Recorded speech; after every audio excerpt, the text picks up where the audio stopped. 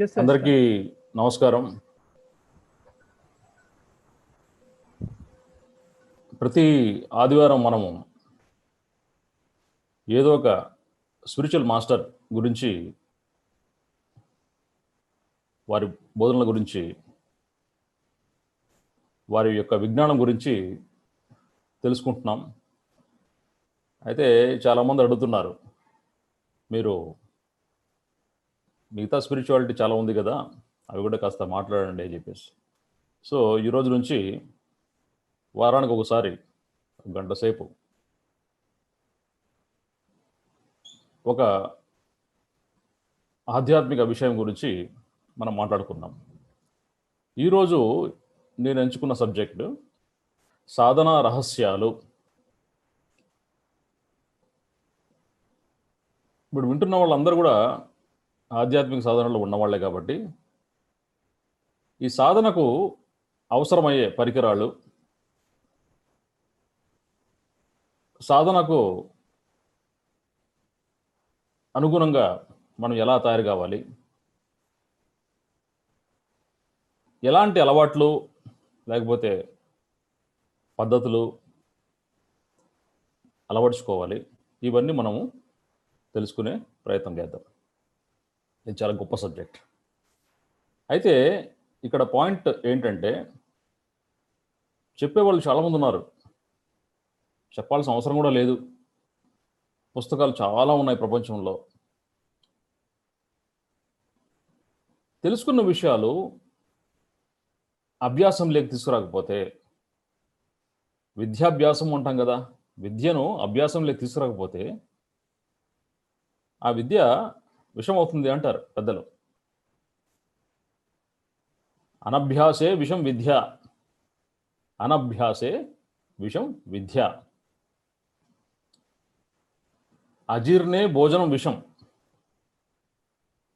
అజీర్ణే భోజనం విషం,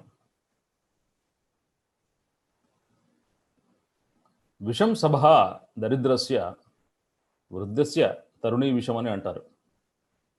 వృద్ధస్య అంటే వృద్ధాప్యంలో యుక్త వయసులో ఉన్న అమ్మాయిని పెళ్లి చేసుకుంటే ఆ అమ్మాయి విషం అవుద్దట, రకరకాల సాంఘికమైన సమస్యలతోటి. అలాగే పనికిరానివన్నీ మనం గ్యాదర్ చేసుకుంటూ ఉంటే ఆ గ్యాదర్ చేయబడ్డ వస్తువులు కానీ విషయాలు కానీ దరిద్రంగా తయారవుతాయి. ఫ్లోలో లేనటువంటి వస్తువులన్నీ కూడా పారే విధంగా లేని వస్తువులు కానీ విషయ జ్ఞానం కానీ పనికిరావు, అది విషయంలోకి తయారవుతాని అంటారు. అజీర్తి చేసినప్పుడు ఆ భోజనం కూడా విషయంగా తయారవుతుంది. అలాగే తెలుసుకున్న విషయాలు అభ్యాసంలోకి తీసుకురాకపోతే అది విషయంలాగా తయారవుతుందని అంటారు పెద్దలు. అందుకే అనభ్యాసే విషం విద్య. సో ఈరోజు మనం తెలుసుకున్న విషయాలు కూడా అభ్యాసంలోకి తీసుకురావాలి. అది మన పర్సనాలిటీలో భాగం కావాలి. ఆ దృష్టితోటి, ఆ దృక్కోణంతో మనం ఏ విషయమైనా వినాలి. అది మన వ్యక్తిత్వంలో, మన ప్రాణమయ కోశంలో, మన విజ్ఞానమయ కోశంలో ఎంటర్ అయిపోయి ఉండాలి. సాధన అంటుంటాం. సాధన అంటే ఏంటంటే, మనం దీంట్లో ప్రయత్నము అనే అంశంలో మనం మాట్లాడుతుంటాం. సాధన అంటే ప్రయాస, ఏదో కష్టపడాలి దానికోసం, కష్టఫలి అంటారు కదా, కష్టపడాలి దానికోసం. ఉద్యోగంలో, వ్యాపారంలో కష్టపడతా ఉంటే డబ్బులు వస్తున్నట్టుగా ధ్యానం ఎంతసేపు చేస్తుంటే అంత రిజల్ట్స్ వస్తుందేమో అనే ఉద్దేశంతో చాలామంది ఒక పనిలాగా చేస్తుంటారు. అసలు చేయడం అని అంటుంటారు ధ్యానాన్ని. నేను ఈరోజు ధ్యానం చేశాను, నువ్వు ధ్యానం చేసావా, నేను ఈరోజు మార్నింగ్ వాక్ వెళ్ళాను, నువ్వు మార్నింగ్ వాక్ వెళ్ళావా అన్నట్టు ఉంటుందన్నమాట. చేయడం అంటూ ఉండదు ధ్యానం. ధ్యానం అనేది ఒక స్థితికి పెట్టిన పేరు. ఇవన్నీ తెలుసుకుందాం ఈరోజు చాలా వరకు. అయితే సాధన అనే శబ్దము ఇంతకుముందు కూడా కొన్ని క్లాసులు చెప్పడం జరిగింది నేను. సత్ ప్లస్ ధన అనే పదాల నుంచి వచ్చింది. సత్ అంటే సత్యం, ట్రూత్, వాస్తవం. ధన అంటే ధనం. ధనం అంటే మనం ఏమనుకుంటాం, కరెన్సీ నోట్స్ ధనం అనుకుంటాం. బంగారం ధనం అనుకుంటాం. అష్టలక్షలు ఉన్నాయి కదా, పిల్లలు కూడా ధనమే. మనకున్న జంతు పశు పక్షాదులు కూడా ధనమే. ఏదైనా ధనమే, వస్తువులు కూడా ధనమే, మన సంబంధాలు కూడా ధనమే, మన విద్య కూడా ధనమే. సత్యమే ధనంగా మలుచుకున్న వాళ్ళే ఆధ్యాత్మిక జీవులు. సత్యమే ధనంగా మలుచుకున్న వాళ్ళు. ఆ సత్యం సత్యం ఎలా సంపాదించాలి? సత్యం ధనంగా సంపాదిస్తే ఆధ్యాత్మిక జీవులు అనుకుంటున్నాం, కానీ సత్యం ఎలా సంపాదించాలి అది ప్రశ్న ఇక్కడ. సత్యం ఎలా సంపాదించాలంటే ఈ యొక్క చెప్పబోయే 5 విషయాలను సంపూర్ణంగా మన విజ్ఞానమయ కోశంలో భాగంగా అయ్యేటట్టు చేసుకుంటే సత్యం ధనంగా తయారవుతుంది. ఏంటి 5 విషయాలు ఈరోజు తెలుసుకుందాం.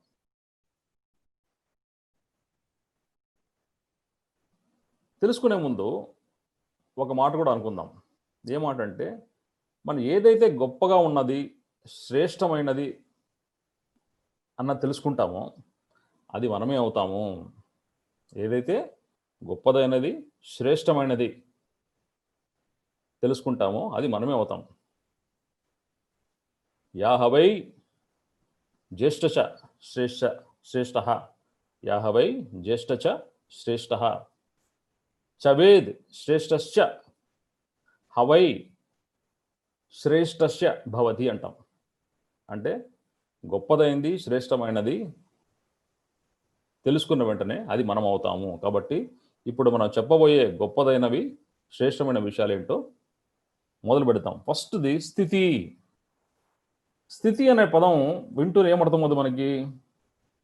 మానసిక స్థితి అని అనుకుంటాం. లేదా కొంతమందికి నీ పరిస్థితి ఏంటి అని అడుగుతుంటాం. పరిస్థితి అంటే సిచ్యువేషన్. అంటే ఈ కనపడుతున్న ఈ ప్రపంచంలో ఏంటి నీ పరిస్థితి ఎలా ఉంది అని అడుగుతాం క్యాజువల్గా. స్థితి అన్నది అంతర్ముఖమైనది, పరిస్థితి అన్నది బాహ్యంగా ఉన్నది. ఒక్కోసారి మనము నీ మానసిక పరిస్థితి ఎలా ఉంది, నీ ఆధ్యాత్మిక పరిస్థితి ఎలా ఉంది అని అంటుంటాం క్యాజువల్గా. కానీ బేసిక్గా స్థితి అంటే మన చైతన్య స్థితి.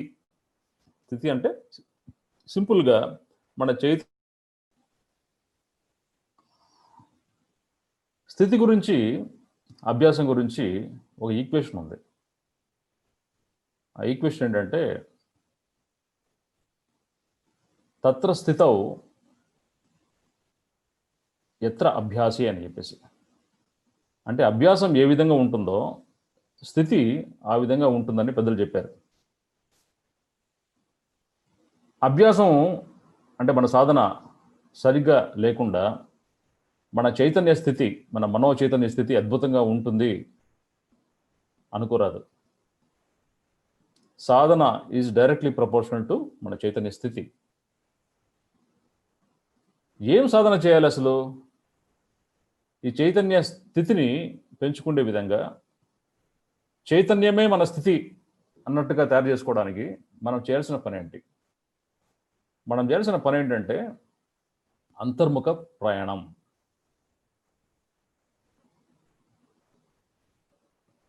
అంతర్ముఖ ప్రయాణం ఎలా సిద్ధిస్తుంది అంటే, దీని గురించి నువ్వు చిన్న ఉదాహరణ చెప్తాను, ఒక స్టోరీ లాంటిది చెప్తాను. మనకు భారతదేశంలో అనేక ఉపనిషత్తులు ఉన్నాయి. ఈ ఉపనిషత్తుల్లో బాగా చెప్పుకోదగ్గ ఉపనిషత్తుల్లో ఛందోగ్య ఉపనిషత్తు అనేది చాలా గొప్పదైంది. ఆ ఛందోగ్య ఉపనిషత్తుల్లో ఏం చెప్పారంటే, ఈ దేవతలు రాక్షసులు మధ్య ఉన్న సంఘర్షణల్లో ఒక అభ్యాసిని ఏ విధంగా అసురులు అయినటువంటి వాళ్ళు డిస్టర్బ్ చేస్తారు అని చెప్పే క్రమంలో వాళ్ళు ఈ 5 సెన్స్ ఆర్గాన్స్, మనకున్న పంచేంద్రియాలని ఏ రకంగా ఆధ్యాత్మికంగా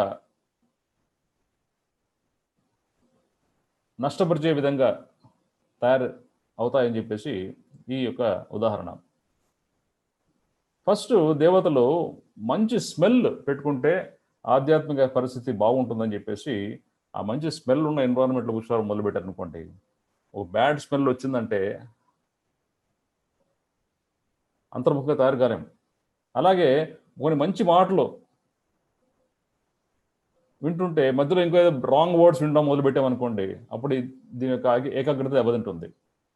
అలాగే మంచి విషయాలు చూస్తున్నాం, మధ్యలో చెడు విషయం అంటే ద్వంద్వం, అంటే ఏదైతే మనం మంచిగా అనుకుంటామో దానికి ఆపోజిట్ కూడా తయారయ్యే అవకాశాలు ఉంటాయి ఈ పంచేంద్రియాల ద్వారా. జిహ్వ గుడ్ టేస్ట్, బ్యాడ్ టేస్ట్, దీంట్లో అంతా ద్వంద్వం ఉంది, రెండిటిగా ఉంటుంది. అలాగే స్పర్శ. సో ఇలాంటివన్నీ ఉన్నప్పుడు దేవతలు ఏం చేశారంటే మన ఏకాగ్రత లేకపోతే మన యొక్క అటెన్షను, మన యొక్క దృష్టి, మన యొక్క ధ్యాస అంతా కూడా శ్వాస రూపంలో పెట్టండి. శ్వాసను ఏ విధంగా అసురులు అనేవాళ్ళు, రాక్షసులు అనేవాళ్ళు పాడు చేయగలుగుతారు అని చెప్పేసి ఒక ఈక్వేషన్కి వచ్చారు. అందుకే ఉచ్ఛ్వాస నిశ్వాసాల మీద దృష్టి పెట్టండి అని చెప్పేసి అనాదిగా చెప్తూనే వచ్చారు. అయితే ఈ ఉచ్ఛ్వాస నిశ్వాసాలని ఏ విధంగా అబ్జర్వ్ చేయాలో కొన్ని కొత్త విషయాలు ఈరోజు తెలుసుకోవడానికి ప్రయత్నం చేద్దాం. మనము జనరల్గా ఇక్కడ ఆనా ఆనా అంటే గాలి తీసుకోవడం, ఆపాన అంటే గాలి వదలడం అని తెలుసుకున్నాం. అయితే ఈ రెండు ఏం జరుగుతాయి, ఏమవుతాయి మన దృష్టి పెట్టడం వల్ల అనే విశ్లేషణ చేసుకోవడానికి ఈరోజు ప్రయత్నం చేద్దాం. ఈ గాలి తీసుకోవడం అంటే ఆనా, గాలి వదిలేయడం అంటే ఆపాన, ఈ రెండు ఒకదానికొకటి ఇది ఆనానా ఇది ఆపాననా అని తెలుసుకోలేనటువంటి విధంగా కలిసిపోవాలి. అంటే క్రియాయోగంలో ఏం చెప్తారంటే ఉచ్ఛ్వాస నిశ్వాస లోపలికి చొప్పించబడేటట్లుగా ఉండాలి, నిశ్వాస అన్నది ఉచ్ఛ్వాసలో చొప్పించబడే విధంగా ఉండాలి. అంటే ఏది ఉచ్ఛ్వాస ఏది నిశ్వాస తెలియటువంటి ఒక కంటిన్యూస్ స్థితి, ఆనా ఆపాన రెండు ఎప్పుడైతే కలిసిపోతాయో ఒక కొత్త స్థితి ఏర్పడుతుంది. ఆ స్థితి పేరు సామన అంటాం. సామన ఇవన్నీ ఉపనిషత్తుల్లో డిస్క్రైబ్ చేయబడ్డాయి. సామన అంటే ఆనా ఆపాన, ఉచ్ఛ్వాస నిశ్వాస, గాలి తీసుకోవడం గాలి వదిలేయడం అనే రెండు ద్వంద్వత్వం లేకుండా ఒకదానికొకటి కలిసిపోయేటట్లుగా విడదీనటువంటి సంబంధం ఎప్పుడైతే ఏర్పడుతుందో, రెండు కలుస్తాయో దాన్ని యోగం అనుకోవచ్చు. శ్వాస అనే దృక్కోణంలో యోగం అంటే ఏంటంటే ఉచ్ఛ్వాస నిశ్వాసను విడదీయనటువంటి ఒక కంటిన్యూస్ అఖండమైన స్థితికి తీసుకురావడమే ఇక్కడ యోగం అంటే, శ్వాస యోగం అంటే. దాన్ని సామన అంటారు. ఆ సామన ఎప్పుడైతే ఏర్పడుతుందో మన మనో చైతన్యం అంతా కూడా ఉదర భాగంలో కేంద్రీకృతం అవుతుంది. దాన్ని హార అంటుంటాం, దాన్ని హిరణ్య గర్భ అంటుంటాం. సో ఈ సామన అనేది ఎప్పుడైతే ఏర్పడుతుందో ఈ ఆనా అనే శబ్దం ప్రాణాగా తయారవుతుంది, అంటే ప్రాణశక్తిలాగా తయారవుతుంది. అంతవరకు అది గాలే, అట్మాస్ఫిరిక్ ఎయిరే మనం తీసుకుంటుంది, అది లంగ్స్ తీసుకుంటుంటాయి. కానీ ఎప్పుడైతే ఈ సమాన స్థితి ఏర్పడుతుందో, సామాన స్థితి ఏర్పడుతుందో ఈ ఆనా కాస్త ప్రాణగా తయారవుతుంది. అప్పుడు ప్రాణాపాన స్థితిగా తయారవుతుంది. అది ఇది తెలుసుకోవాల్సిన అంశం. ఈ ప్రాణాపాన స్థితి ఎప్పుడైతే ఏర్పడుతుందో అప్పుడు స్థితి అనుకుంటున్నాం కదా, ఈ స్థితి మన చైతన్య స్థితి అద్భుతంగా తయారవుతుంది. అంటే చైతన్యమే మన స్థితిగా మార్చుకోవడమే మన సాధనలో భాగం. ఇది స్థితి గురించి తెలుసుకోవాల్సిన అంశం. ఇప్పుడు ఈ సామన స్థితిలో నుంచి వచ్చే రుక్, రుక్ అంటే వాయిస్, మాటలు, అంటే కంప్లీట్ అంతర్ముఖ నిశ్శబ్దంలో నుంచి వచ్చిన మాటలు ఏ విధంగా ఉంటాయి అంటే, మాట అంటే ఒక భాషా రూపంలో వచ్చిన మాట కాదు, ఒక సౌండ్, ఒక శబ్దం. ఒక శబ్దం అంటే దాని శబ్దం అంటే ప్రత్యేకించి మనము నాలుకతో లేకపోతే స్వరపేటికతో చేయాల్సిన శబ్దం లేకుండా అనహత శబ్దంగా, అంటే ఆహత అంటే రెండు చేతులు రెండు కలిస్తే దీన్ని ఆహత అంటాం. అనహత అంటే ఒక చేత్తో సౌండ్ ఎలా వస్తుంది, రాదు కదా. కానీ ఘర్షణ లేకుండా వచ్చే శబ్దాన్ని అనహత నాదము అనుకోవచ్చు, లేకపోతే అనహత శబ్దము అనుకోవచ్చు. సో ఈ యొక్క కంప్లీట్ అంతర్ముఖ నిశ్శబ్దంలోంచి ఆవిర్భవించిన అనహత శబ్దమే ఓంకారం అంటే. సో ఆ నిశ్శబ్ద స్థితి వచ్చినప్పుడు తెలియకుండా మన శరీరంలో ఓంకార నాదం లాంటి ఉద్భవిస్తుంది అని చెప్పేసి కూడా మనం అనుభవిస్తూనే ఉన్నాం. చాలా మంది అనుభవించారు ఈ అనుభూతిని, అనుభవాన్ని మన చైతన్య స్థితిలో తీసుకొచ్చారు. It is possible. వింటున్నాం మీ ఒక్కళ్ళు కూడా ఇట్ ఈస్ పాసిబుల్. ఇది ఆటోమేటిక్ సీక్వెన్స్ ఇదంతా కూడా. మధ్యలో ఈ శక్తి ప్రవాహంలో 190 ధ్యానానుభవాలు వస్తాయి, అవన్నీ పక్కన పెట్టేయండి. మీకు యాస్ట్రల్ ట్రావెల్ రావచ్చు, లేకపోతే థర్డ్ ఐ విజన్స్ రావచ్చు, లేకపోతే ఏవో దృశ్యాలు కనపడవచ్చు, ఏవో మాస్టర్స్ కనపడచ్చు, అది వేరే విషయం. ఇవన్నీ పరివర్తనకు సంబంధించిన విషయాలు కాదు. శక్తి నుంచి చైతన్యం వైపు ఎప్పుడైతే వెళ్తామో, ప్రాణస్థితి నుంచి ప్రజ్ఞాస్థితికి ఎప్పుడైతే వెళ్తామో, ధ్యానానుభవాల నుంచి చైతన్య స్థితికి ఎప్పుడైతే వెళ్తామో అప్పుడు ఆ స్థిత ప్రజ్ఞత ఏర్పడుతుంది. ఆ ప్రజ్ఞ కాస్త స్థితంగా తారి స్థిత ప్రజ్ఞత ఏర్పడుతుంది. ఈ స్థిత ప్రజ్ఞతనే స్థితి అని చెప్పుకోవచ్చు. మన చైతన్యాన్ని మన న్యాచురల్ స్థితిగా మలుచుకోవడం అంటే ఇదే. సో మన స్థితి 24/7 మన చైతన్యమే మన స్థితి అన్న చందాన మనం తయారు చేసుకోవాలంటే ఏం చేయాలి? మామూలుగా ఏం చేస్తుంటామంటే చాలామంది ఈ ధ్యాన జిజ్ఞాసువులు, ఆధ్యాత్మిక శాస్త్రంలో ముందుకెళ్ళాలి అనుకునే వాళ్ళు, అభ్యాసులు వీళ్ళేం చేస్తుంటారంటే వీళ్ళకు కొన్ని ఫార్ములాస్ ఇవ్వబడ్డాయి. అంటే రోజు గంట సేపు ధ్యానం చేయాలి, లేదా 2 గంటలు ధ్యానం చేయాలి. ఎంతసేపు ధ్యానం చేస్తే అంత మంచిది అని చెప్పేసి చెప్పారు. ఈ శబ్దము చేయడం అనే శబ్దం ఏదైతే ఉందో చాలా బ్యాడ్ థింగ్ అది. అపభ్రంశం అది, శబ్ద భ్రంశం అది.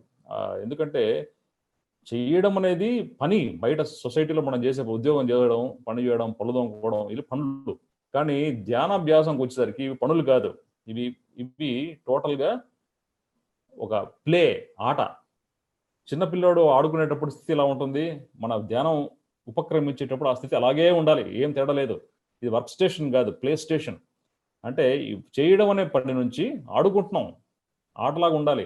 ఆటలో ఒక సీరియస్‌నెస్ ఉంటుంది, ఒక థ్రిల్ ఉంటుంది, ఒక అద్భుతం ఉంటుంది, ఒక ఆనందం ఉంటుంది. ఇలాంటి స్థితిలో మనం ధ్యానానికి ఉపక్రమించాలి గానీ, చేసే పనిలాగా ఉపక్రమించకూడదు. మార్నింగ్ వాక్ లాగా, జిమ్‌కెళ్ళినట్టుగా ఉపక్రమించకూడదు. యోగాసనాలు చేసినట్టుగా మనం ఉపక్రమించకూడదు ధ్యాన స్థితికి. సో, దీనికి ఈ యొక్క ధ్యాన స్థితి అంటే ధ్యానం అన్నది బేసిక్‌గా స్థితికి పెట్టిన పేరు. ఈ స్థితిని సంపాదించాలంటే కూడా ధ్యానాభ్యాసం అవసరం. ఈ ఎంటైర్ విద్యని ధ్యాన విద్య అనుకోవచ్చు. సో, ధ్యాన స్థితిని పొందడానికి ధ్యానాభ్యాసం అవసరం. ఎంటైర్ ఈ విద్యను ధ్యాన విద్య అని చెప్పుకోవచ్చు. అయితే ఈ ధ్యాన విద్యలో భాగంగా ఏంటంటే, మనం తెలుసుకోవాల్సిన ప్రధానమైన అంశము, మనం రోజులో ఒక్కసారి ఏదో గంట సేపు కూర్చొని ఆ పని అయిపోయింది ఈరోజు, జిమ్‌కెళ్ళాను, మార్నింగ్ వాక్‌కెళ్ళాను, ధ్యానం చేశాను అన్నట్టు కాకుండా 5 minutes each time 5 times a day. అంటే ఒక్కొక్కసారి కూర్చుంటే కనీసం 5 నిమిషాలు సేపు అలాగా 5 సార్లు. నమాజ్ ఎట్లా చేస్తారు? 5 టైమ్స్ చేస్తారు కదా! అలాగే ఈ ఫజర్ నుంచి ఈషా వరకు ఎట్లయితే 5 టైమ్స్ చేస్తారో అసర్ నుంచి, సో ఈ ధ్యానాభ్యాసం కూడా 5 సార్లు 5 నిమిషాల పాటు చేస్తుంటే ఏమవుద్దంటే, ధ్యానేతర సమయం కూడా ధ్యాన స్థితిలో ఉండగలిగే అవకాశం చాలా ఎక్కువగా ఉంటుంది. ఒక గంట సేపు చేసిన తర్వాత మనము మళ్ళీ ఈ సోషల్ రియాలిటీకి వచ్చిన తర్వాత ఇక్కడున్న రకరకాల ఆకర్షణ శక్తుల వలయంలో చిక్కుకొని, మన చైతన్య స్థితి కాస్త మనోస్థితికొచ్చి, మనోస్థితి కాస్త వికల్ప స్థితికొచ్చేస్తుంది. మనోవికల్ప స్థితికొచ్చేస్తుంది. మళ్ళీ నెక్స్ట్ డే ధ్యానం గంట సేపు మళ్ళీ ఇదంతా కాకుండా మన 5 minutes into 5 times a day అంటే 5 నిమిషాలు 5 సార్లు ప్రతిరోజు. ఆ ఐదో సారి గానీ, ఏదో ఒకసారి గానీ ఒకటి లాంగ్ సిట్టింగ్ మనం కూర్చోవచ్చు. వీలైనంత 15 మినిట్స్ కానివ్వచ్చు, 20 మినిట్స్ కావచ్చు, 60 మినిట్స్ కావచ్చు. మీ టైంని బట్టి, మీ ఇంట్రెస్ట్ బట్టి అది కూడా ఒక టైమ్ ఫ్రేమ్ లేకుండా ఈరోజు ఎంజాయ్ చేశారు బాగా, you want to SIT for long time కూర్చోండి, హ్యాపీగా కూర్చోండి. కానీ ఆ ధ్యాన స్థితి మీరు 5 నిమిషాల సేపు కూర్చున్నా ఇట్ వర్క్స్. ధ్యానేతర సమయంలో కూడా అదే పవన పుణ్యం అనేది కంటిన్యూ అవుతుంది. కాబట్టి ఈ ధ్యానం అనే స్థితిని మనం చేరుకోవాలంటే, చైతన్యమైన స్థితిగా మలుచుకోవాలంటే ఫ్రీక్వెంట్‌గా ఎక్కువ సార్లు కూర్చోవడానికి ప్రయత్నం చేయాలి. తక్కువ సమయమైనా సరే పర్వాలేదు. అప్పుడు 24/7 ఒక ఆధ్యాత్మిక సాధనలాగా మలచబడుతుంది. ఈ ఎందుకంటే ఈ ప్రాపంచిక జీవితము, ఆధ్యాత్మిక జీవితం 2 వేరు కాదు. కళ్ళు తెరుచుకున్న జీవితము, కళ్ళు మూసుకున్న జీవితం 2 వేరు కాదు. 2 జీవితాలు ఒకటే. ఎందుకంటే రెండిట్లో చైతన్య ప్రవాహమే ఉంటుంది. అంతర్ముఖంగా గానీ, బాహ్యముఖంగా కానీ. కానీ ఈ బాహ్యమైన జీవితం వేరు, అంతర్ముఖ జీవితం వేరు అని అనుకోవడమే పెద్ద సమస్య. ఈ రెండిటిని కలిపేయాలి. ఈ 2 ఒకటవ్వాలి. ఇదే యోగం అంటే. ఈ పర్స్పెక్టివ్‌లో యోగం అంటే ఇదే. ఎలాగైతే శ్వాసలో ఉచ్ఛ్వాస, నిశ్వాస 2 పెనవేసుకునేటట్లు మనం చేయడం అన్నది యోగం అనుకుంటున్నామో, ఈ ప్రాపంచిక జీవితము, తర్వాత అంతర్జీవితం, ఆధ్యాత్మిక జీవితం, అంతర్ముఖ జీవితం. ఈ 2 సెపరేట్ కాదు. రెండిటిని కలిసేటట్టు జీవించే జీవితమే నిజమైన ఆధ్యాత్మిక జీవితం అంటే. సో ఇదే యోగం అంటే. ఈ 2 వాస్తవాల మధ్య ఉన్న వారధి లేకుండా, వారధిని పూర్తిగా డిస్ట్రాయ్ చేయడమే యోగం అంటే. సో ఈ రకంగా పుట్టిన స్థితి ఎప్పుడు మనతో పాటే ఉంటుంది. దీన్ని ఎవరు దోచుకోలేరు. ఇదే మన ధనం అవుతుంది. సో చైతన్యమే మన స్థితిగా మలుచుకోవడం అన్నది మొదటి రహస్యం. సాధనా రహస్యాల్లో మొట్టమొదటిది. మొట్టమొదటి అంటే మిగతా 4 చిన్నవని కాదు, లేదా చాలా గొప్పదని కాదు మీనింగ్ అక్కడ.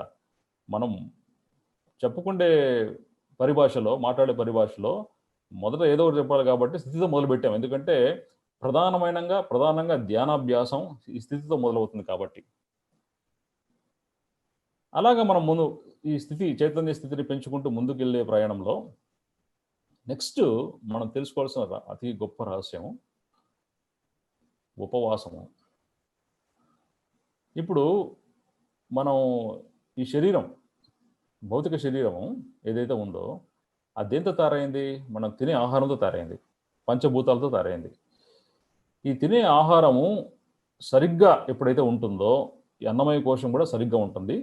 మన చైతన్యం స్థితి కూడా అద్భుతంగా తయారయ్యే అవకాశాలు బాగుంటాయి. అంటే ఈ ఉపవాసంను అనే పదము కాయక వ్రతము అంటుంటారు. కాయక వ్రతం అంటే మన శరీరానికి సంబంధించిన ఒక వ్రతము. ఇది మహా అగ్ని పురాణంలో చెప్పారు. ఈ ఉపవాసం అన్నది కాయక వ్రతము అని అంటారు. అంటే మన శరీరంను పర్ఫెక్ట్గా, ఆరోగ్యంగా, ఆనందంగా ఎక్కువ కాలం వచ్చేటట్టుగా దీన్ని తయారు చేసుకుంటే అనేక మార్గాలు ఉపవాసం అన్నది గొప్ప మార్గం.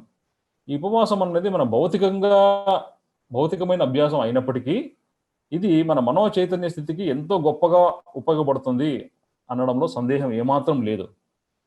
ఎందుకంటే ఈ పదానికి అర్థం తెలుసుకుంటేనే ఒక గొప్ప అనిర్వచనమైన ఆనందంలోకి వెళ్తాం.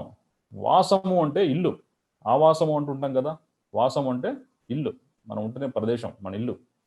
ఉప అంటే దగ్గరగా, ఆన్ ది వే, దగ్గరగా అంటే నియర్ అవర్ హౌస్. నా హౌస్ ఎక్కడుంది? నా లోపలే ఉన్నాను, అంతర్ముఖంగా ఉన్నాను. అంటే ఉపవాసం అంటే నా లోపలికి నేను వెళ్ళే ఆ దారి అని అర్థం.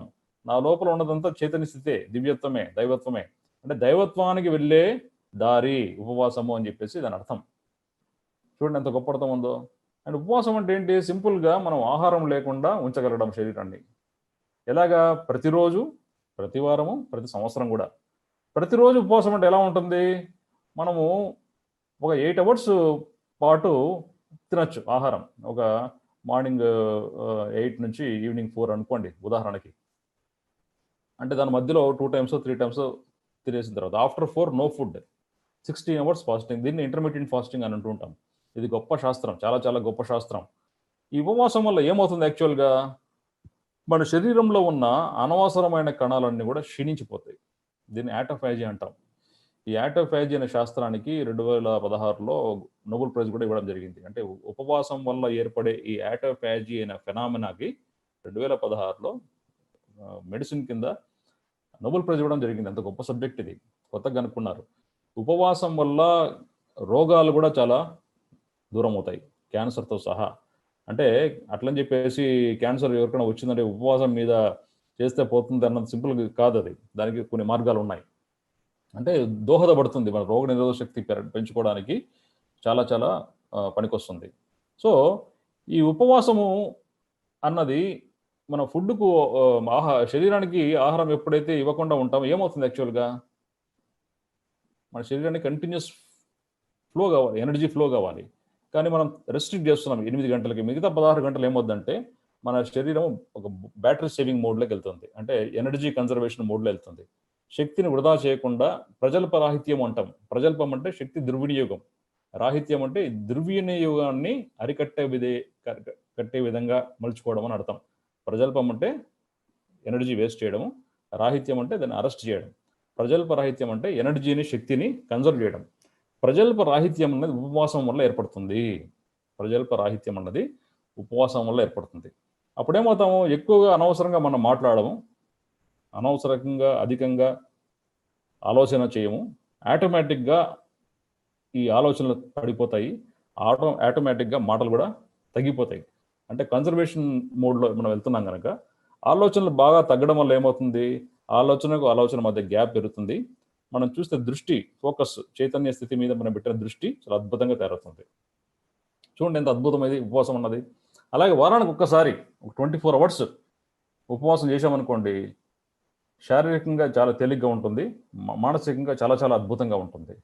ఎందుకంటే శరీరానికి ఎప్పుడైతే అన్నమయ కోశానికి మనం ఆహారం, భౌతిక ఆహారం ఎప్పుడైతే ఇవ్వకుండా ఉంచుతామో అప్పుడేమవుతుందంటే శరీరము ఈ కాస్మిక్ ఎనర్జీని, విశ్వవ్యాప్తంగా ఉన్న శక్తిని గ్రహించగలిగే గుణాన్ని ఈ శరీరానికి ఉంది. కానీ మనం అవకాశం ఇవ్వకుండా పొద్దున్న నుంచి రాత్రి వరకు ఉప్మాలు, దోశలు, ఇడ్లీలు, బిర్యానీలు, రకరకాల ఫుడ్ ఐటమ్స్ అన్ని పొట్టలో తోస్తూనే ఉన్నాం. ఇంకా భయంకరంగా ఈ జంతు కళేబరాలను కూడా, ఈ చికెన్ కళేబరము, లేకపోతే ఈ గొర్రెల కళేబరాలు, ఇక పెద్ద పెద్ద పక్షులు, చేపల్లో ఈదేటివి, వాటర్లో ఉండేవి, రకరకాల జంతు కళేబరాలను మన పొట్టే శ్మశానమైనట్టుగా దీన్ని తయారు చేసి పెట్టాం శరీరాన్ని. అది ఇంకా దారుణం. సాత్విక ఆహారం ఎప్పుడూ తీసుకోవాలి. నో మీట్, నో మాంసం అన్నది ఆహారం కానే కాదు. కాబట్టి దాని గురించి ప్రత్యేకంగా ఈరోజు నేను చెప్పదలుచుకోలేదు. శాకాహారం ఒక్కటే ప్రధానమైన దాంట్లో కూడా సాత్విక ఆహారం అంటే plenty of vegetables, plenty of fruits, natural foods, రా ఫుడ్స్, ఇవన్నీ కూడా తీసుకోవడం వల్ల మన శరీరం మనో చైతన్యం కూడా అద్భుతంగా తయారవుతుంది. ఫుడ్ అన్నది అన్నమయ కోశమే కాకుండా మనోమయ కోశానికి కూడా చాలా పనికొస్తుంది. ఇది సాధనలో ఉపవాసం అన్నది చాలా ప్రధానమైన అంశం. అలాగే సంవత్సరంలో ఒక 1 మంత్ ఒక పూట తినచ్చు. సనాతన ధర్మం కాలంలో నుంచి కూడా మన భారతదేశంలో ఒక నెల పాటు ఒక పూటే తినాలని చెప్పేసి చెప్పారు. ఎందుకంటే ఆ టైంలో అంతర్ముఖంగా తయారు కావడానికి మనం ఎక్కువగా ఒక ప్రత్యేకించి కూర్చోవాలని చెప్పేసి చెప్పేవాళ్ళు మొదటి నుంచి కూడా. సో అది ప్రాక్టీస్లోకి తీసుకురావాలి. అందుకే అనుకున్నాం కదా, అనభ్యాసే విషం విద్య. తెలుసుకున్న విషయాన్ని అభ్యాసంలోకి తీసుకురాకపోతే ఆ తెలుసుకున్న విషయము విషంలాగా తయారవుతుందని చెప్పేసి అంటున్నారు పెద్దలు. కాబట్టి ఇప్పుడు తెలుసుకున్న అంశాలు ఊరికే మీరు ఏదో చెప్పాడినా బాగా చెప్పాడులే కొన్ని అట్లా మీ విశ్లేషణ మీరు అవసరం లేదు. ఇక్కడ అభ్యాసం మంచిగా అనిపిస్తే అభ్యాసంలో తీసుకురండి. అభ్యాసంలో తీసుకురాకపోతే తెలుసుకున్న విషయాలన్నీ వేస్టే, టైం వేస్ట్ మీది. కాబట్టి ఉపవాసం చాలా చాలా గొప్పది. మొన్న ఎవరో అడిగారు, ఏంటి అసలు ఉపవాసం వల్ల ఇంకా లాభాలు ఏమన్నా ఉన్నాయా అని చెప్పేసి. ఉపవాసం వల్ల మన శరీర కణాలు, పనికిరాని కణాలన్నీ పోతాయి, కొత్త కణాలన్నీ ఫ్రెష్గా తయారవుతాయి. శారీరకంగా మనో కోశం ప్రకారం మన థాట్స్ అనేవి బాగా తగ్గిపోతాయి. తర్వాత మన చైతన్య స్థితి కూడా లైట్గా తయారవుతుంది, ఈజీగా తయారవుతుంది. అంతర్ముఖంగా ప్రయాణించడానికి చాలా ఈజీగా అవుతుంది. మన శ్వాస కూడా చాలా ఈజీగా తయారవుతుంది. ఈ అనుకున్నాం కదా, ఆన అన్నది ప్రాణాగా తయారవుతుందని చెప్పేసి. ప్రాణాపాన స్థితి అంటే సమాన స్థితి. ప్రాణ అంటే తీసుకుంటే కాస్మిక్ ఎనర్జీ, ఆపాన అంటే నిశ్వాస. ఈ రెండు కలిసిపోయే స్థితి సమాన స్థితి. ఈ సమాన స్థితికి మనం రీచ్ కావడానికి ఉపవాసం అనేది ఎంతైనా హెల్ప్ చేస్తుంది. ఫ్రాగ్ ఉంది. ఫ్రాగ్ అన్నది యాంఫీబియన్ అనిమల్. యాంఫీబియన్ అంటే అది జలంలోనూ ఇటు భూమి మీద రెండింటి మీద బ్రతకగలుగుతుంది. కానీ దానికి వాటర్లో ఉన్నప్పుడు చర్మం ద్వారా ఆక్సిజన్ తీసుకుంటుంది, భూమి మీదకి వచ్చినప్పుడు దాని ముక్కు ద్వారా ఆక్సిజన్ తీసుకుంటుంది. అంటే 2 రకాలుగా జీవించగలిగే కెపాసిటీ ఉంది. అలాగే యోగికి ఆహారం తీసుకుంటున్నప్పుడు ఆహారం నుంచి వచ్చే శక్తిని సంగ్రహించి తన అన్నమయ కోశానికి మెయింటెనెన్స్కి వాడుకుంటాడు. అలాగే ఉపవాసంలో ఉన్నప్పుడు కాస్మిక్ ఎనర్జీని అబ్జర్వ్ చేసుకొని తన చైతన్య స్థితిని పెంచుకునే ప్రయత్నం చేస్తుంటాడు. కాబట్టి యోగి అన్నవాడు 3 పూట్ల 4 పూట్ల బిర్యానీలు అన్ని తింటూ ఉండడు. Time waste. అది అనవసరమైన శరీరానికి ఓవర్లోడ్. దాన్ని జీర్ణించుకోవడానికి ఎంతో శక్తి ప్రయాస. ఆ క్రమంలో మన మనోమయ కోశం కూడా బాగా దెబ్బతింటుంది. కాబట్టి ఉపవాసం లైట్ ఫుడ్, ఎంటీ స్టమక్ ఎప్పుడైతే ఎంటీగా ఉంటుందో మైండ్ కూడా ఎంటీగా అవుతుంది అన్నది రూల్ గుర్తుపెట్టుకోండి. మన పొట్ట ఎంటీగా ఎప్పుడైతే ఉంటుందో మన మైండ్ కూడా ఎంటీగా తయారవుతుంది. Please understand this. కాబట్టి ఎప్పుడే వీలైనంత వరకు ఆహారం అనేది తగ్గించే ప్రయత్నం చేయండి. ఈ క్రమంలో చేయొచ్చు. మనం on daily basis 16 hours fasting చేయొచ్చు, వీక్లీ బేసిస్ ఒక రోజు ఉపవాసం చేయొచ్చు, సంవత్సరంలో 1 నెల కాలం పాటు ఉపవాసంలో శరీరాన్ని ఉంచవచ్చు. ఇది చాలా గొప్ప సైన్స్. అందరూ స్టడీ చేయాలి, ఎక్స్పెరిమెంటల్గా చేయాలి. ఊరికే చెప్పినాను కాకుండా, యాజ్ ఇట్ ఈస్ కాకుండా మీరు మీ బాడీకి తగినట్టుగా. కొంతమంది డయాబెటిక్స్ ఉంటారు, చేయలేరు. నో, నైట్ డ్యూటీస్ చేసే వాళ్ళు ఉంటారు, వాళ్ళు ఇంకో రకంగా మలుచుకోవాలి. మీరు మీ స్వాభావికంగా మీకు ఏదైతే కరెక్టో దాన్ని ఎక్స్పెరిమెంట్ చేసి ఒక సిస్టమ్ మీరంతా మీరు జనరేట్ చేసుకోవాలి. మనం ఎప్పుడు రూల్స్ ప్రకారం పోకూడదు. ఇది దాంట్లో ఏ రకంగా కరెక్ట్ ఇది అని మనం ప్రయోగాలు చేసి మన మీద మనం ప్రయోగం చేసిన తర్వాత తీసుకున్న కొన్ని నిర్ణయాలు ఉంటాయి కదా, ఆ నిర్ణయాలు లోపల నుంచి వస్తాయి. మీ ప్రయోగాలు మీరంతా మీరు చేసి తీసుకునే నిర్ణయాలకు వెనకాల ఎంతో విలువ ఉంటుంది, ఒక అద్భుతం ఉంటుంది, నిలకడగా ఉంటుంది. అది మీకు తెలిసిన సత్యం. అది అందుకే సత్యాన్నే ధనంగా మలుచుకోమన్నాం కదా. సత్యం అంటే ఏంటి? అనుభవపూర్వకంగా వచ్చేదే సత్యం. వినే విషయాలు, నేను చెప్పే విషయాలు సత్యాలు, నాకు సత్యాలు, నేను తెలుసుకున్న సత్యాలు. కానీ మీరు తెలుసుకున్న సత్యాలు ఏంటి? మీరు ప్రయోగాలు చేసి మీరంతా మీరు అభ్యాసం చేసి మీకు అనుభవపూర్వకంగా వచ్చేది నిలకడగా ఉంటుంది, అదే సత్యం. విన్న వెంటనే సత్యం కాదు, అది విషయ జ్ఞానం. ఇది నేను చెప్తున్న విషయ జ్ఞానం. నా సత్యాన్ని, నేను తెలుసుకున్న సత్యాన్ని మాటల్లో వ్యక్తపరుస్తున్నాను, అది విషయ జ్ఞానం అవుతుంది. మీరంతకు మీరు దాన్ని తెలుసుకొని ఆచరణలోకి తీసుకొని అభ్యాసంలోకి తీసుకొని అనుభవంగా మలుచుకుంటే తప్ప, అనుభూతిలోకి మలుచుకుంటే తప్ప అది మీకు సత్యంగా తయారు కాదు. కాబట్టి అనుభవపూర్వకంగా వచ్చేది ఒక్కటే సత్యము, అంతర్ముఖంగా లోపల నుంచి వచ్చేది ఒక్కటే సత్యం, ఇంకేది కాదు. విన్నంత మాత్రాన కాదు, అభ్యాసంలోకి తీసుకురావాలి అని చెప్పేసి పదే పదే చెప్పడానికి ప్రయత్నం చేస్తున్నాను నేను.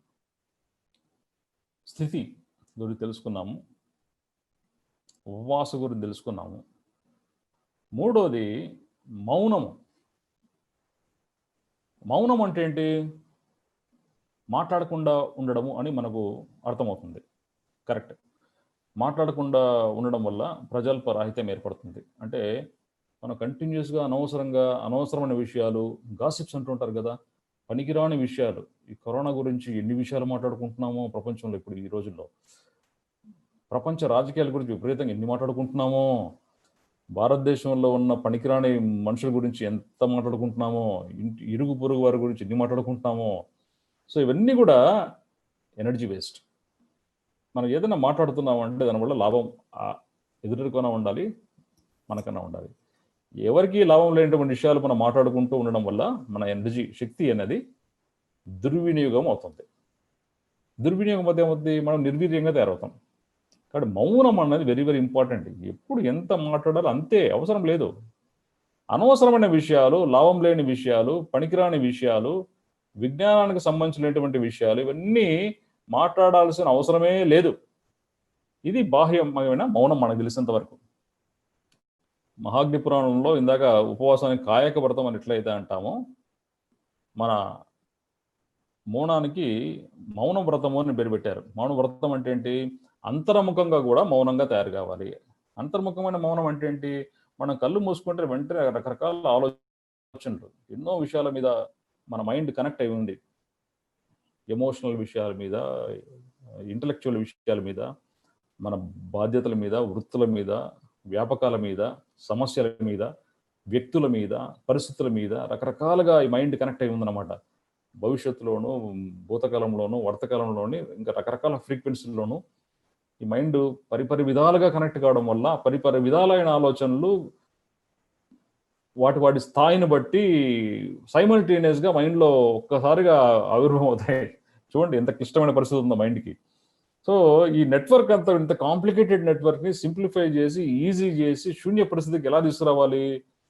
అప్పుడప్పుడు దానికి టైం ఇవ్వాలి. కళ్ళు మూసుకొని అబ్జర్వ్ చేయడం, ఎటువంటి ఆలోచనలు వస్తున్నాయి. ఆల్రెడీ మన స్థితి అన్న దాని గురించి అద్భుతంగా తెలుసుకున్నాము, అభ్యాసం గురించి. అలాగే ఉపవాసం ద్వారా ఆలోచన తగ్గించే మనం ప్రయత్నం చేస్తున్నాము. ఇప్పుడు మౌనం, అంతర్ముఖ మౌనం. అంతర్ముఖ మౌనం అంటే ఈ ధ్యాన స్థితిలోకి ఎప్పుడైతే ఎంటర్ అవుతామో ఆలోచన మధ్య గ్యాప్ బాగా పెరుగుతుంది. ఒక చిన్న ఎగ్జాంపుల్, మనము నేను చాలాసార్లు ఎగ్జాంపుల్ చెప్తూ ఉంటాను నా టాక్స్లో. రైల్వే ప్లాట్ఫామ్ మీద మీరు ఉన్నారనుకోండి, ఒక ట్రైన్ చాలా స్పీడ్గా వెళ్తుంది, 120 km/h స్పీడ్లో వెళ్తూ ఉంది. స్పీడ్లో వెళ్తా ఉంటే మీరు ఏం అబ్జర్వ్ చేయగలుగుతారు? ట్రైన్ ఏ విధంగా కనపడుతుంది మీకు? భోగికి మధ్య గ్యాప్ కూడా మీకు కనపడదు. అది కంటిన్యూస్ ఫ్లో లాగా అఖండంగా వెళ్ళిపోయి స్పీడ్గా వచ్చింది, వెళ్ళిపోయింది, సౌండ్ ఏదో కనపడదు. ఇంకా ఒకటే యూనిట్ లాగా కనపడుతుంది ట్రైన్ అంతా కూడా. అదే ట్రైన్ ఒక 30 km/h స్పీడ్లో వచ్చింది అనుకోండి, అప్పుడు భోగికి మధ్య గ్యాప్ కనపడుతుంది. ఆ ట్రైన్లో విండోస్ ఉన్నాయి, విండోస్లో మనుషులు కనపడుతుంటారు లైట్గా. Maybe colours of the dresses ఇవన్నీ కూడా కనపడుతుంటాయి.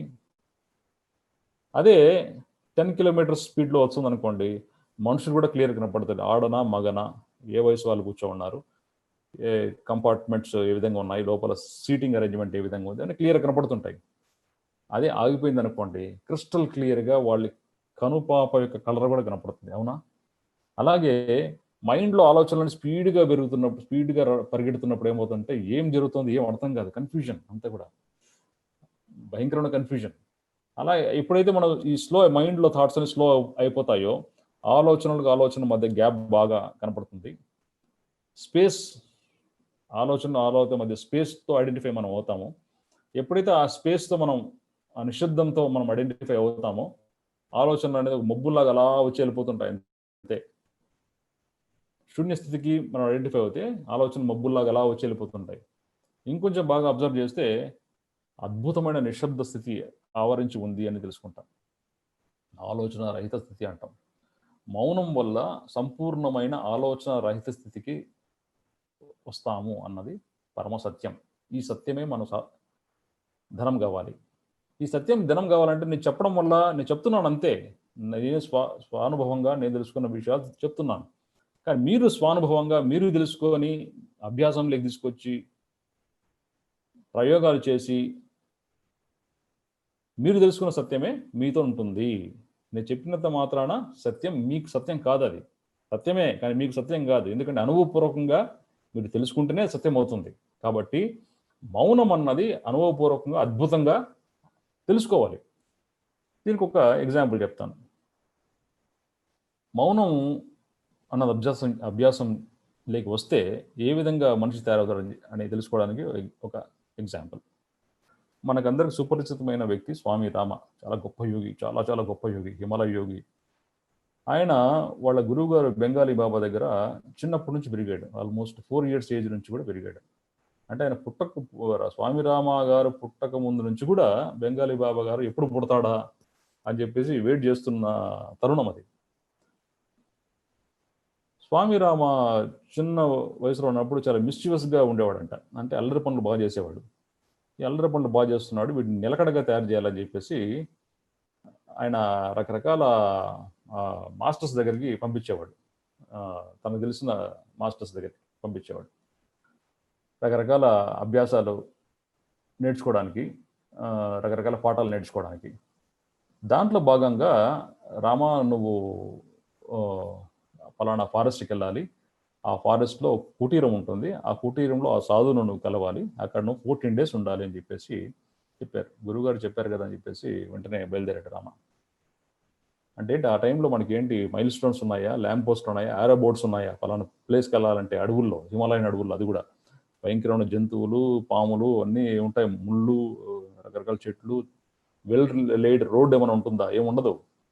గుడ్డి గుర్తుగా ఉత్తర దిక్కులో వెళ్ళు, ఆ ప్రాంతంలో అక్కడ ఉంటాము అని అంటారు అంతే.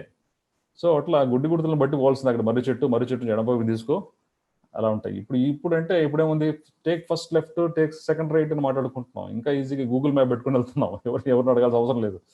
కానీ హిమాలయాల్లో, ఆ అరణ్యాల్లో ఆ కాలంలో లైట్లు లేకుండా భయంకరమైన పరిస్థితుల్లో ట్రావెల్ చేయాలంటే ఎంత కష్టంగా ఉండేది, ఊహించుకుంటే భయంకరంగా ఉంటుంది. కానీ వాళ్ళకి అలవాటు అయిపోయిన జీవితం, వాళ్ళకి ఆ జీవితం, ఆ అడ్వెంచర్ అన్నది, ఆ రకమైన జీవితం అన్నది ఎప్పుడూ అలర్ట్గా ఉండేటట్లుగా వాళ్ళని చేసేసింది.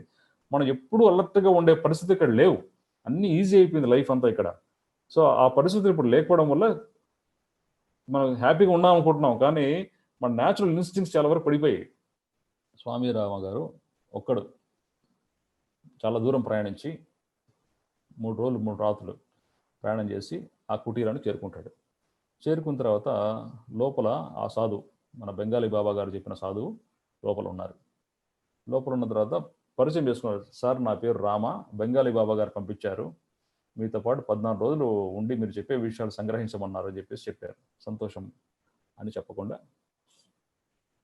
సైగలతో కూర్చోని చెప్పాడు. ఓ ఈయన ఈ సాధువు గారు, గురువు గారు మౌనవ్రతంలో ఉన్నారు, నేను డిస్టర్బ్ చేయకూడదేమో అని చెప్పేసి గౌరవవర్తంగా ఆయన ఏం డిస్టర్బ్ చేయకుండా కూర్చున్నారు. ఒక రోజంతా గడిచిపోయింది. ఆ గురువు గారు ఏమీ మాట్లాడలేదు, ఈయన ఏమీ వినలేదు, ఊరికి కూర్చొని ఉన్నాడు అంతే. ఏం లేదు, చేసింది ఏం లేదు, బయట ఇక్కడక్కడ తిరుగుతున్నాడు అంతే. 2వ రోజు అయిపోయింది, 3వ రోజు అయిపోయింది, 4వ రోజు అయిపోయింది. ఆ గురువుగారు ఏం మాట్లాడడంలా. అప్పటికి ఈ బెంగాలీ బాబా గారు అనవసరమైన వ్యక్తి దగ్గర పంపించారా అనే డౌట్ వస్తుంది. ఆ గురువు గారు ఏమో సైలెంట్గా అసలు నువ్వు మనిషి ఉన్నాడా లేదా అన్న విధంగా ప్రవర్తిస్తున్నాడు. 5వ రోజు 10వ రోజు అయిపోయింది, ఏం మాట్లాడలేదు. వెళ్ళాల్సిన టైంకి ఇంకా 4 రోజులే ఉంది. 14 days ఉండి రమ్మని చెప్పారు కదా బెంగాలీ బాబా గారు. 11th day, 12th day, 13th day అయిపోయింది. విసుగు అయిపోయింది రామాకి. ఒకసారి గురువుగారు, నేను మీ దగ్గర ఉండడానికి ఒక్కరోజే టైం ఉంది, మీరు ఏమన్నా నాకు విద్యను ఇస్తే నేను నేర్చుకుంటాను, లేకపోతే మంచి మాటలు ఏమైనా చెప్తే వింటాను, మీరు ఏం చెబితే అది చేస్తాను నేను, నాకు ఒక్కరోజు టైం ఉంది, మా గురువు గారు నన్ను రమ్మని చెప్పారు 14 రోజుల తర్వాత. 13 రోజులు అయిపోయింది ఇది అని చెప్పాడు. ఏం మాట్లాడలా.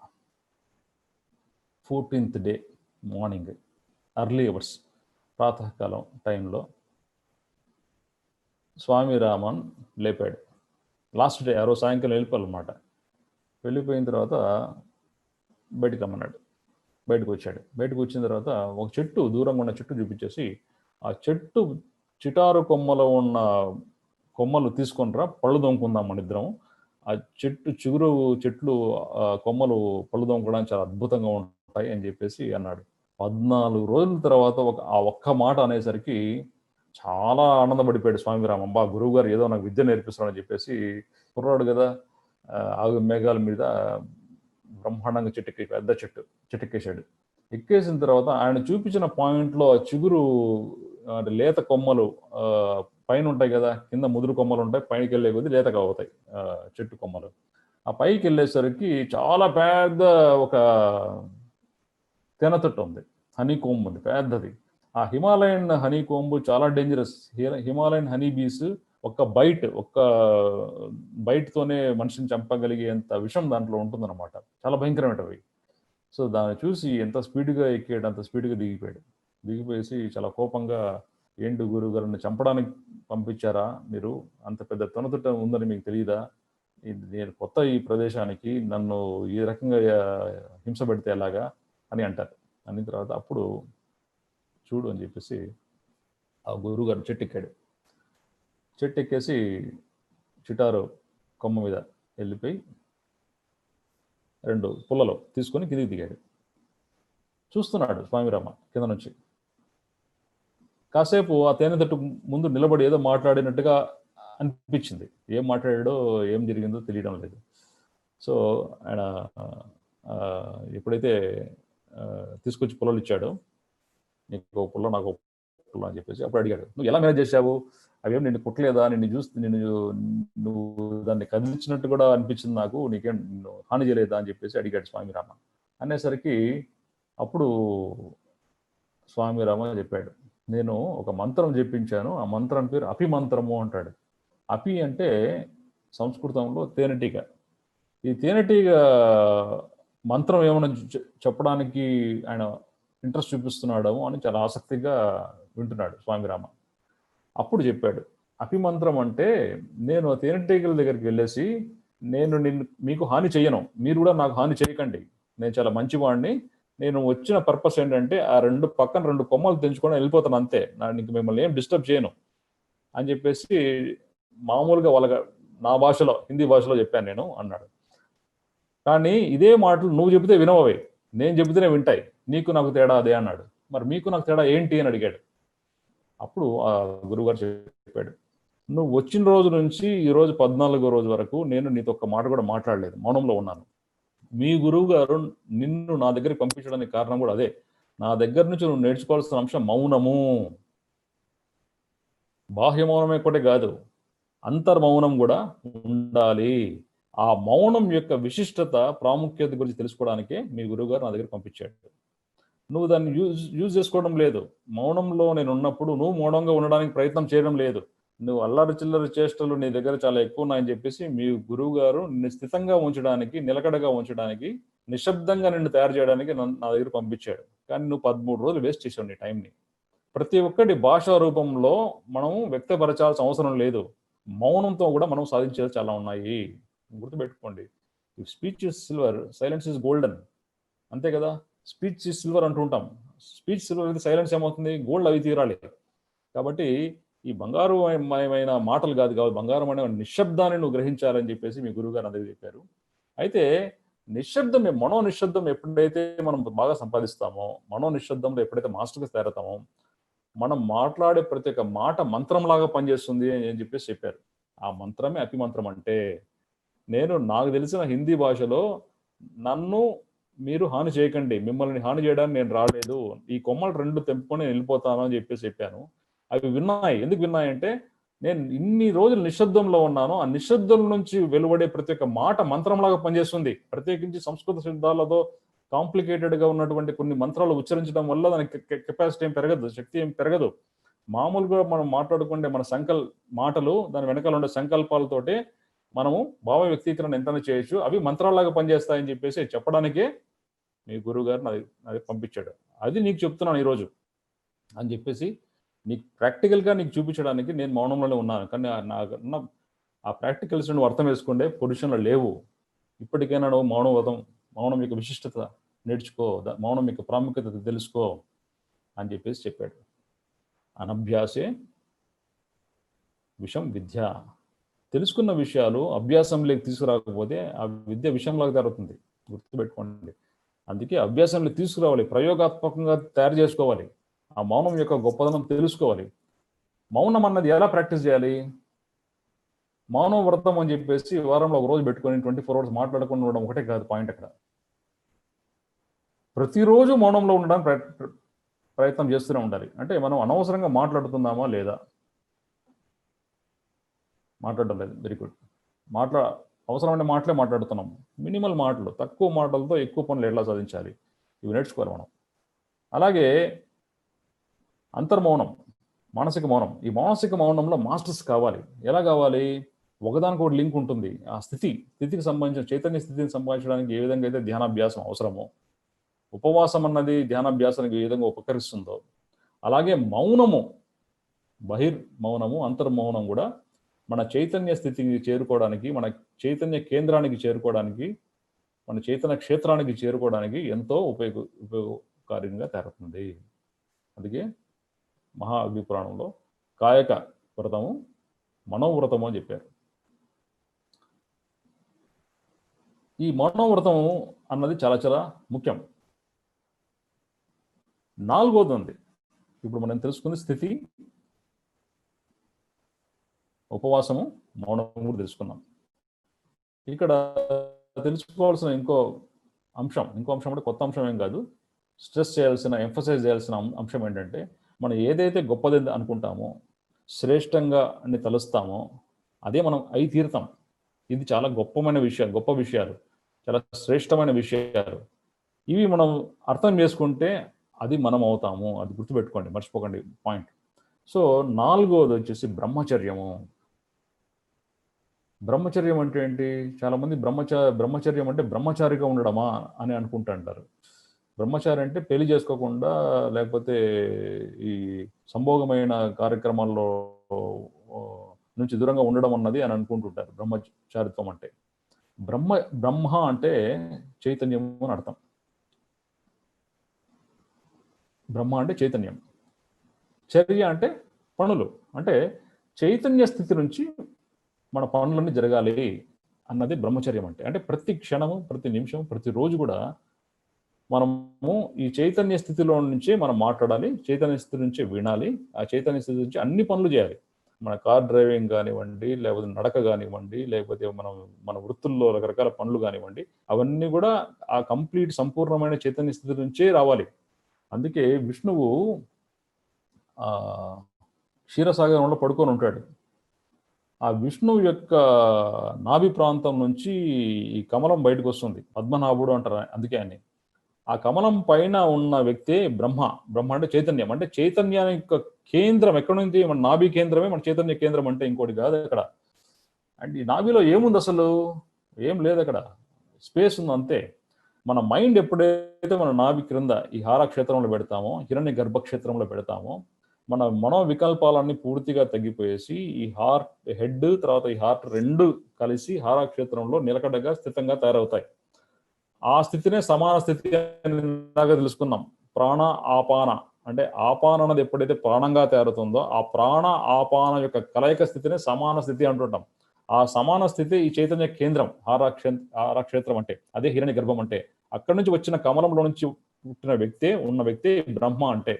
అంటే చైతన్యాన్ని యొక్క వేర్లు, చైతన్యాన్ని యొక్క కేంద్రం, చైతన్యానికి ఒక మూలం వచ్చేసి హారక్షేత్రమే అని చెప్పడానికి అనేక విధాల మనం చెప్పుకోవచ్చు. అయితే ఈ బ్రహ్మచర్యం అంటే ఏంటంటే ఈ స్థితిలో అన్ని పనులు చేయాలి, ఈ స్థితిలోనే.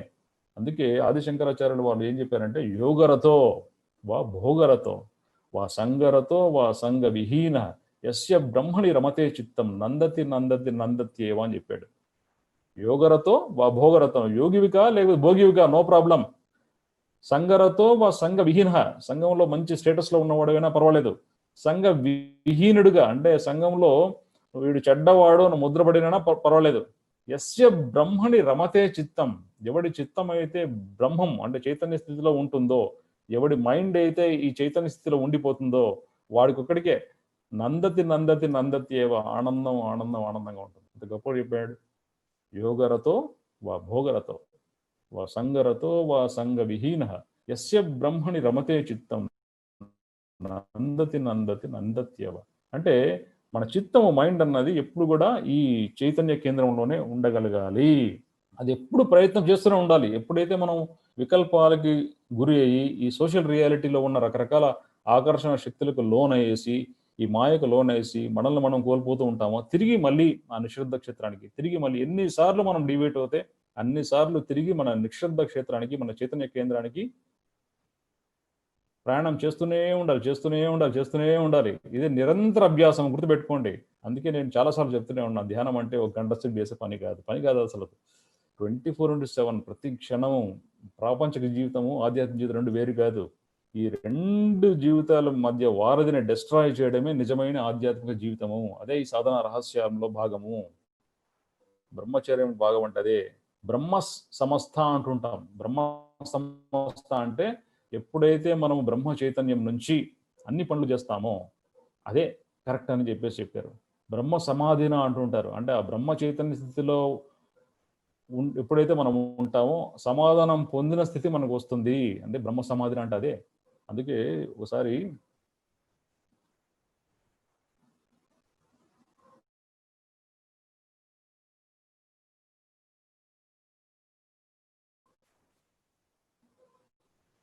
పిలిచి పిల్లల్ని ఇద్దరిని, రాముడిని లక్ష్మణుడు పెద్ద పిల్లల్ని, మీరు మా గురువుగారి దగ్గరికి నేర్చుకోవాలి. మీకు ఒక వయసు వచ్చింది, ఇంతవరకు ఆటలో పాటల్లో నిమగ్నమై ఉన్నారు. మా గురువు గారి పేరు వశిష్ఠుడు. ఆయన పలానా అడవుల్లో ఉంటారు. వారి దగ్గర విద్యాభ్యాసం చేయాల్సిన టైం వచ్చింది అని అంటారు. బ్రహ్మచర్య వ్రతం ఆ టైంలో అంటే విద్యాభ్యాసం టైంలో బ్రహ్మచర్య ఆశ్రమం అంటుంటారు కదా. అంటే బ్రహ్మచర్య ఆశ్రమంలో కంప్లీట్గా అన్ని రకాల ఆకర్షణ శక్తులను నియంత్రించి కేవలం విద్యాభ్యాసం మీదే కంప్లీట్గా ఫోకస్ చేసే ఆ యొక్క పార్ట్ ఆఫ్ లైఫ్ను బ్రహ్మచర్య ఆశ్రమం అంటుంటాం. లాస్ట్లో వృద్ధాశ్రమం అంటుంటాం కదా. అంటే ఫ్యాగ్ అండ్ ఆఫ్ ది లైఫ్లో మనం వృద్ధాశ్రమంలోకి వెళ్ళాలి, వానప్రస్థాశ్రమంలోకి వెళ్ళాలని చెప్పేసి అంటుంటాం. విద్యాభ్యాసం యాక్టివ్గా ఉన్న పీరియడ్ని బ్రహ్మచర్య ఆశ్రమం కూడా అంటుంటాం. సో ఆ ఆశ్రమ జీవితాన్ని అలవాటు పరుచుకోవడానికి వాళ్ళిద్దరిని పంపించాడు. అలాగే రూట్ ఎలా చెప్తారు, ఉత్తర దిక్కున వెళ్ళు, అక్కడ నుంచి మర్రి చెట్టు ఉంటుంది, అలా వెళ్ళే మైల్ స్టోన్స్, వెళ్ళే రోడ్లు ఏముండవు కదా అడవుల్లో. సో వాళ్ళిద్దరు కుర్రాళ్ళు ఇద్దరు వెళ్ళారు. వెళ్ళిన తర్వాత వాళ్ళ తండ్రి గారు చెప్పిన అడ్రస్ చేరుకున్నారు. కుటీరం తలుపు వేస్తుంది. సో తలుపు వేసితే మనం సంస్కారం ప్రకారం దూసుకొని లోపలికి వెళ్ళలేం కదా, నాక్ చేస్తాం కదా, కొడతాం కదా, ఎవరున్నారు లోపల ఉన్నారా లేదా అని. సో శ్రీరాముడు కొట్టాడు తలుపు. లోపల వశిష్ఠుడు వాళ్ళు ధ్యానంలో ఉన్నారు. వశిష్ఠుడు ఏం చెప్పాడంటే లోపల నుంచి ఎప్పుడైతే సౌండ్ విన్నాడో, ఎవరక్కడా అని అన్నాడు. ఎవరక్కడ అంటే శ్రీరాముడు ఏం చెప్పాడంటే, శ్రద్ధగా వినండి, శ్రీరాముడు ఏం చెప్పాడంటే, అది ఏంటో తెలుసుకోవడానికి మీ దగ్గరకు వచ్చాను అన్నాడు. ఎవరక్కడ, ఆ ఎవరు అని తెలుసుకోవడానికి నేను ఇక్కడికి వచ్చాను అని శ్రీరాముడు ఆ వయసులో చెప్పిన జవాబు చూడండి. Opening sentence. మాస్టర్స్తో, గొప్ప మాస్టర్స్తో మాట్లాడాడు ఫస్ట్ మినిట్లో మనం కనెక్ట్ అవుతాం. ఇది నేను చాలా మంది గమనించాను. నేను కనెక్ట్ అయిపోయాను ఫస్ట్ మినిట్లో మనం కనెక్ట్ అయిపోతాం. మీట్ మాస్టర్ అంటే master reveals himself, the student also reveals himself. గుర్తుపెట్టుకోండి. నిజంగమైన స్టూడెంట్గా తయారు కావడమే మాస్టరీలో భాగం. నిజమైన గురువు సంపాదించడం మాస్టరీలో భాగం కాదు. నిజమైన స్టూడెంట్గా నువ్వు తయారు కావడానికి అది నీ చేతిలో ఉన్న విషయం కదా. నీ చేతిలో ఉన్న విషయంలో నువ్వు సరిగ్గా ఉండాలి. నిజమైన స్టూడెంట్గా నువ్వు ఉండడమే మొదటి లక్షణం. మాస్టర్ వెంటనే దొరుకుతాడు మీకు. మాస్టర్ అనేది ఏంటి, వ్యక్తి రూపంలో దొరకకపోవచ్చు, పరిస్థితి రూపంలో దొరకవచ్చు, మన పక్కింటి వాడి రూపంలో దొరకవచ్చు. రిక్షా వెళ్తుంటే ఆటో రిక్షా వాడి మాటలే మనం వాడి మాటలే ఒక ఇన్సైట్ మనకు దొరుకుతుంది, రకరకాల దొరుకుతుంది. చూడండి ఎవరక్కడ అంటే అదేంటో, అది ఎవరో తెలుసుకోవడానికి నేను మీ దగ్గరికి వచ్చాను అన్నాడు. అట్రాక్ట్ అయిపోయాడు. కరెక్ట్ స్టూడెంట్ దొరికింది, తలుపు తీశాడు. శ్రీరాముడు లక్ష్మణుడు వాళ్ళిద్దరి మధ్య జరిగిన శ్రీరాముడు వశిష్ఠుడి మధ్య సంభాషణ వశిష్ఠ గీత అంటుంటాం. వశిష్ఠ గీత గురించి మనం ఏదో ఒక రోజు ఒక బుధవారమో గురువారమో పొద్దున 9 ఇలా ఒక గంట సేపు మాట్లాడుకున్నాం. అంటే శ్రీరాముడు వేసిన ప్రశ్నలకి వశిష్ఠుడు ఇచ్చిన జవాబులు, ఇది వశిష్ఠ గీత అంటాం. ఈ వశిష్ఠ గీతలో ఒకానొక అంశం ఏంటంటే, శ్రీరాముడు అడిగిన ప్రశ్న, గురువుగారు ఈ ప్రపంచంలో పూజలు పునస్కారాలు యజ్ఞయాగాదులు జపాలు అన్నీ చాలా చాలా ఉన్నాయి కదా, మరి ఉత్తమోత్తమైనది ఏంటి, నేను ఏ అభ్యాసం చేయాలి? ఇందాక అనుకున్నాం కదా, ఏదైతే గొప్పదో ఏదైతే శ్రేష్టమో అది మనం ఎప్పుడైతే తెలుసుకుంటామో అదే మనం అవుతాం అని చెప్పేసి, అలాగే ఉత్తమోత్తమైనది ఏంటి అని అడిగినప్పుడు వశిష్ఠుడు ఇచ్చిన జవాబు ఈ విధంగా ఉంది. ఉత్తమో బ్రహ్మ సద్భావనం, ఉత్తమో బ్రహ్మ సద్భావనం, ధ్యాన భావస్తు మధ్యమః, ధ్యాన భావస్తు మధ్యమః, స్తుతిర్జపో అధమః, బహిపూజ అధమాధమః అని చెప్పాడు. బహిపూజ అంటే బయటికి చేసే పూజలు, అంటే ఇక్కడ బొట్లు పెట్టుకోవడం, ఇట్లా బొట్లు పెట్టుకోవడం, మొక్కలు రాసుకోవడం, టెంకాయలు కొట్టడం, ఆరతులు అన్నీ ఉన్నాయి కదా, రిచువల్స్ అన్ని కూడా, ఇవన్నీ కూడా అధమాధమః అని చెప్పాడు. అంటే లోయర్ తక్కువ స్థాయిలో తక్కువ అనమాట. స్తుతిర్జపో అధమః, స్తుతి అంటే ఏంటి? పొగడతాం. జపం అంటే రిపీట్ చేయడం, అదే పదం రామ రామ రిపీట్ చేయడం, దుర్గా దుర్గా రిపీట్ చేయడం, ఇలాంటివి జపం అంటే. తప్పేం కాదు, కానీ అధమని చెప్పాడు అంతే, తప్పేం లేదన్న. లోయర్ అంటే కేటగిరీస్ అడిగావు కదా, కేటగిరీస్ కూడా చెప్తున్నా చెప్పాడు. స్థితి అంటే ఏంటి? పొగడ్డం. నీలమేఘఛాయ బోలు దేహం వాడు, ధవలాబ్జ పత్ర నేత్రముడు వాడు, కంబు సన్నిభమైన కంఠంబు గలవాడు, బాగానే ఎట్టి గుల్ఫములు గలవాడు, అంటే వర్ణన.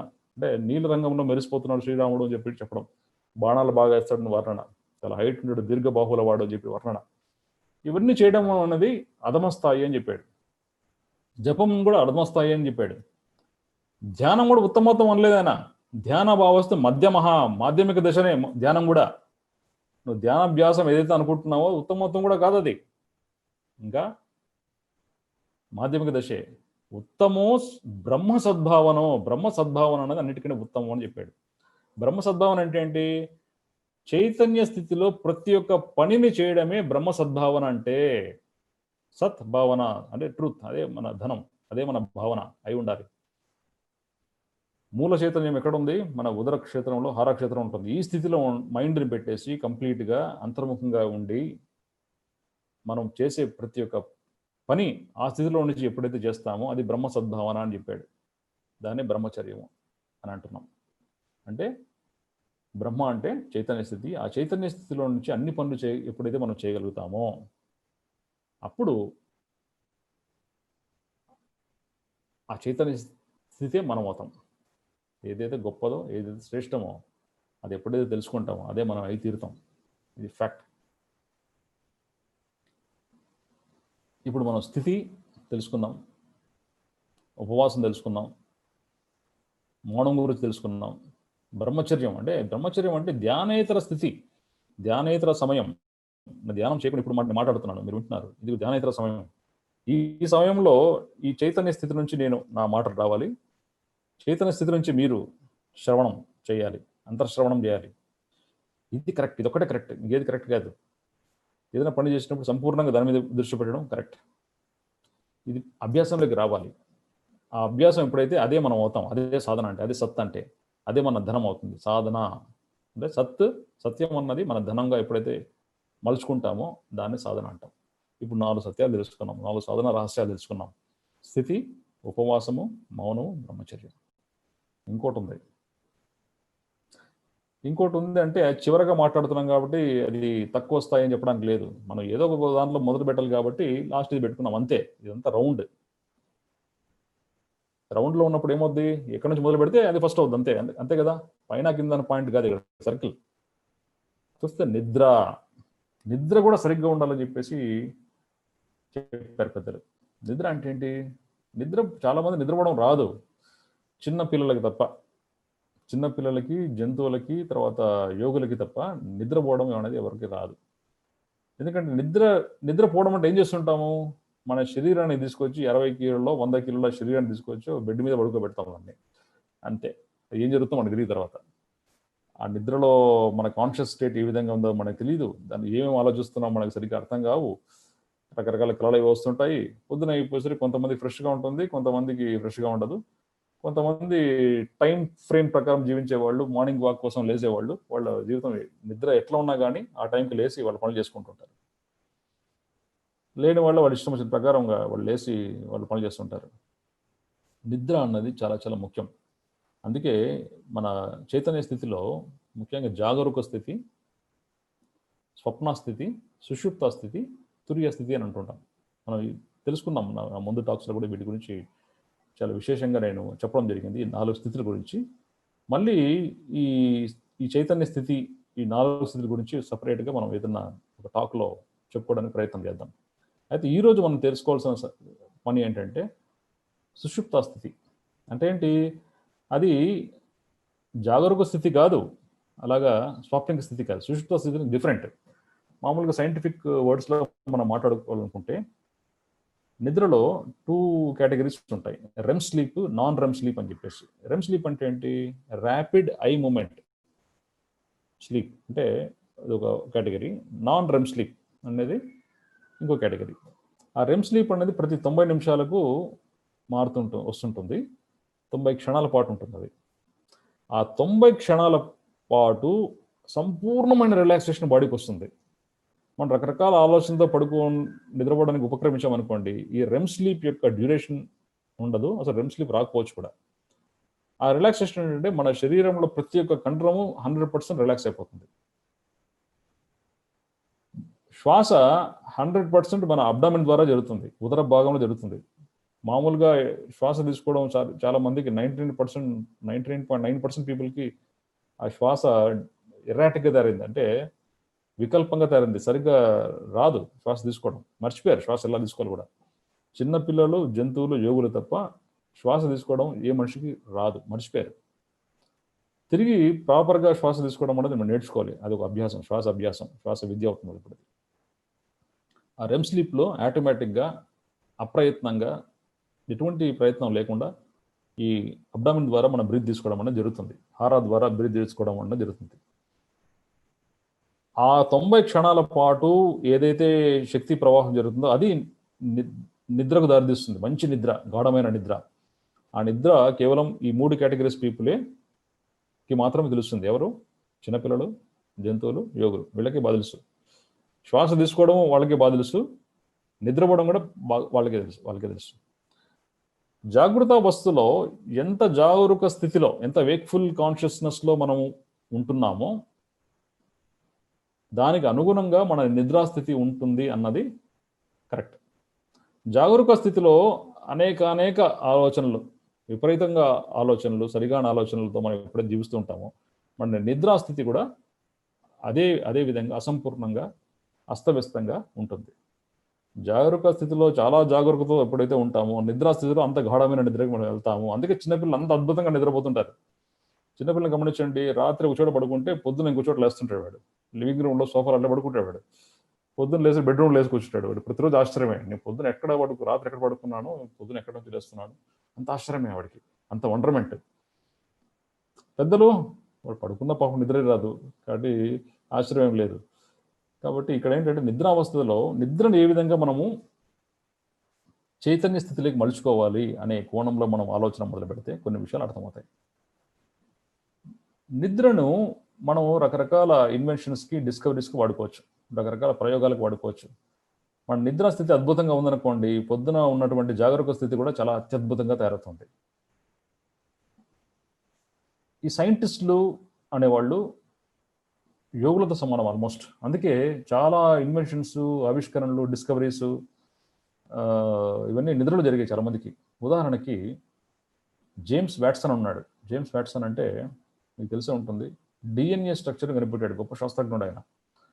డిఎన్ఏ స్ట్రక్చర్ ఏ విధంగా ఉంటుందో, నిచ్చెనలాగా ఉంటుందా, లేకపోతే కర్రలాగా ఉంటుందా, లేకపోతే సర్కిల్ లాగా ఉంటుందా, ఒక రింగ్ లాగా ఉంటుందా అని చెప్పేసి రకరకాలుగా రీసెర్చ్ చేస్తున్న క్రమంలో 1954 సంవత్సరంలో ఆయన నిద్రలో ఆయనకు కల వచ్చింది. అది ఒక స్పైరల్ స్టేర్ కేస్. అంటే మనం స్టేర్ కేస్ చూస్తుంటాం కదా. స్టేర్ కేస్ అంటే ఇలా తిరుగుతూ పాములాగా ఇలా తిరుగుతూ నిచ్చెనలో పైకి వెళ్ళే ఒక దారి. స్పైరల్ స్టేర్ కేస్ అంటాం దాన్ని. ఆ నిద్ర స్థితిలో మనం ఎన్నో విషయాలు తెలుసుకోవడానికి ప్రయత్నం చేయొచ్చు. ఈ జేమ్స్ వాట్సన్ అనే వ్యక్తి నిద్రలో ఈ డిఎన్ఏ స్ట్రక్చరు డబుల్ హెలిక్స్ అంటే స్పైరల్ స్టేర్ కేస్ లాగా ఉంటుందని చెప్పేసి కనుక్కున్నాడు. అదృష్టవశాత్తు మేము ఇంటర్మీడియట్ చదువుకునే రోజుల్లో ఈ వాట్సన్ అనే క్రిక్ అండ్ వాట్సన్ అనే ఇద్దరు శాస్త్రజ్ఞులకి 1956లో ఈ డిఎన్ఏ స్ట్రక్చర్ను కనిపెట్టిన దానికి నోబెల్ ప్రైజ్ మెడిసిన్ విభాగంలో ఇచ్చారు. ఆ క్రిక్ అనైనా మా కళాశాలకు కూడా వచ్చాడు. మా కళాశాలలో ఆయన ఒక మామిడి మొక్క కూడా వేశాడు. అది చాలా రోజులు బతికి ఉంది, తర్వాత చనిపోయింది అనుకోండి, వేరే విషయం అది. ఆ మామిడి మొక్క చూసుకున్నప్పుడల్లా మా కాలేజీకి క్రిక్ వచ్చాడు అని చెప్పేసి మేము ఆనందంగా చూసుకునేవాళ్ళం నాగార్జున సాగర్లో.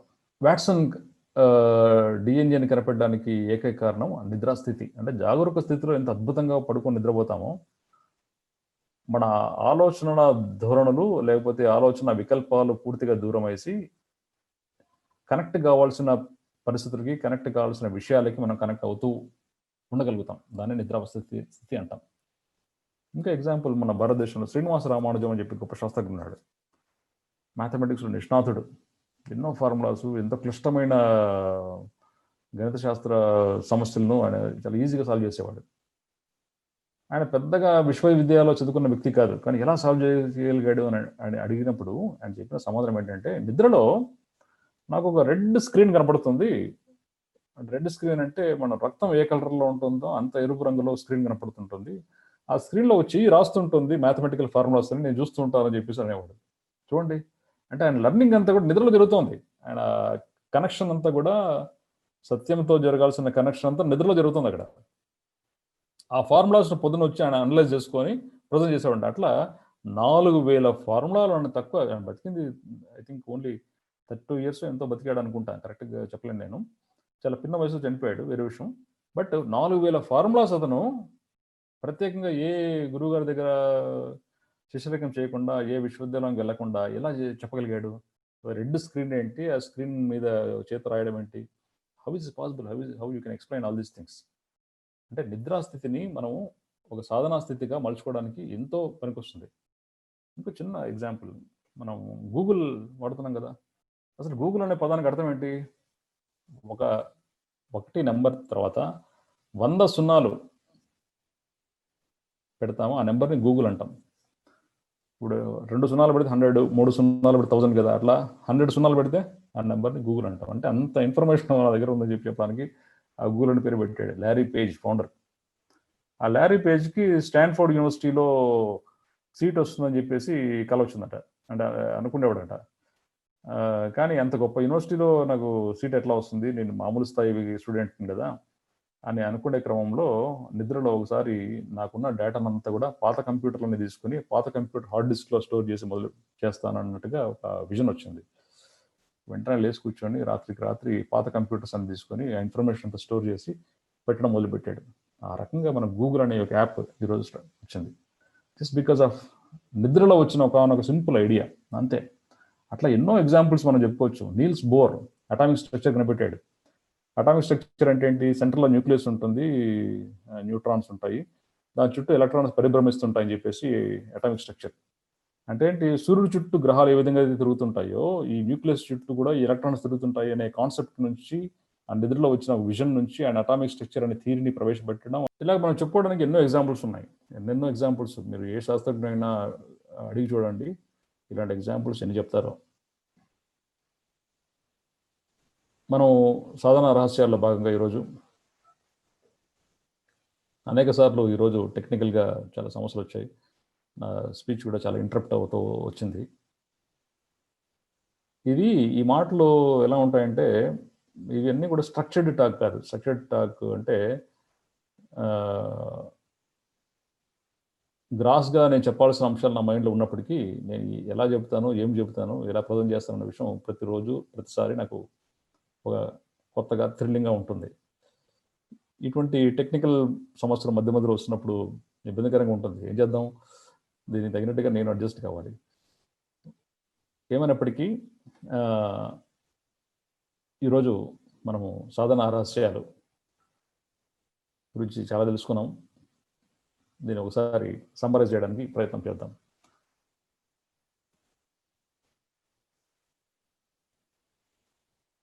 యా హవై జ్యేష్ఠః చ శ్రేష్ఠః చవేద్ జ్యేష్ఠశ్చ హవై శ్రేష్ఠశ్చ భవతి అని అంటాం. అంటే ఏదైతే శ్రేష్టమైనదో గొప్పదైనదో అని తెలుసుకుంటామో అదే మనం అయి తీరుతాం. కాబట్టి ఇందాక చాలా గొప్ప విషయాలు, శ్రేష్టమైన విషయాలు మనం తెలుసుకున్నాం. కానీ ఇవన్నీ అంతర్ముఖంగా లోపల నుంచి ఎప్పుడైతే వస్తాయో అవి నిలబడతాయి. గుర్తుపెట్టుకోండి. లోపల నుంచి రాకపోతే విషయజ్ఞానంగా తయారవుతుంది, అనభ్యాసం అవుతుంది. అభ్యాసం కాదు, అనభ్యాసం. అంటే అభ్యాసం కాకుండా తయారవుతాయి. అందుకే పెద్దలు అనభ్యాసే విషం విద్య అని చెప్పారు. అభ్యాసం చేయకుండా ఉంటే ఆ విద్య విషం అవుతుంది, వేస్ట్ అదంతా. అజీర్ణే భోజనం విషం, అజీర్ణే భోజనం విషం. అంటే అజీర్తి సమయంలో మనం భోజనం చేసినప్పుడు అది విషంగా తయారవుతుంది. అలాగే అనభ్యాసంలో ఉన్నప్పుడు మన విద్య విషంగా తయారవుతుంది. కాబట్టి అభ్యాసం అన్నది చాలా చాలా ముఖ్యం. సో సాధనా రహస్యాల్లో మనం ఫస్ట్ తెలుసుకోవాల్సిన స్థితి, ఆ స్థితి గురించి మనం చాలా బాగా తెలుసుకున్నాం ఈరోజు. మన సామనా స్థితి, ప్రాణాపాన సామనా స్థితి గురించి చాలా తెలుసుకున్నాము. అరక్షేత్రం తెలుసుకున్నాము. 5 times a day, 5 minutes each time అని కూడా తెలుసుకున్నాము. అలాగే ఉపవాసం గురించి ఎన్నో కొత్త కొత్త విషయాలు తెలుసుకున్నాము. మౌనం గురించి తెలుసుకున్నాము. బ్రహ్మచర్యం గురించి చాలా విషయాలు తెలుసుకున్నాము. బ్రహ్మచర్యంకు స్థితికి తేడా ఏంటంటే, స్థితి అన్నది కొంత ప్రయాస, కొంత అభ్యాసం, కొంత సీరియస్నెస్గా ఉండే ఒక ఎక్సర్సైజ్ లాంటిది, లేకపోతే క్రియ లాంటిది, క్రియాయుగం లాంటిది. బ్రహ్మచర్యం అనేది నిష్క్రియ అంటే ఇక్కడ క్రియ అంటే చేసే పనులన్నీ కూడా బ్రహ్మ చైతన్యం నుంచి చేస్తున్నప్పుడు అది క్రియలాగా ఉండకూడదు, నిష్క్రియలాగా ఉండాలని చెప్పే సైన్సే బ్రహ్మచర్యం అంటే. అలాగే నిద్రావస్థ గురించి, నిద్రలో స్వప్నిక స్థితి గురించి మనం కొన్ని విషయాలు తెలుసుకున్నాము. మనము ఇంకా లెఫ్ట్ ఓవర్ ఈ సాధనా రహస్యాల్లో చెప్పుకుంటున్నట్టు ఈ 5 స్తంభాలు గురించి కూడా అనేకంగా విశిష్టంగా రాబోయే రోజుల్లో మళ్ళీ ఎపిసోడ్లో కొత్త దృక్కోణాలలో మనం తెలుసుకునే ప్రయత్నం ఖచ్చితంగా చేద్దాము. సో ఈరోజు నేను సెలవు తీసుకుంటాను. Thank you very much.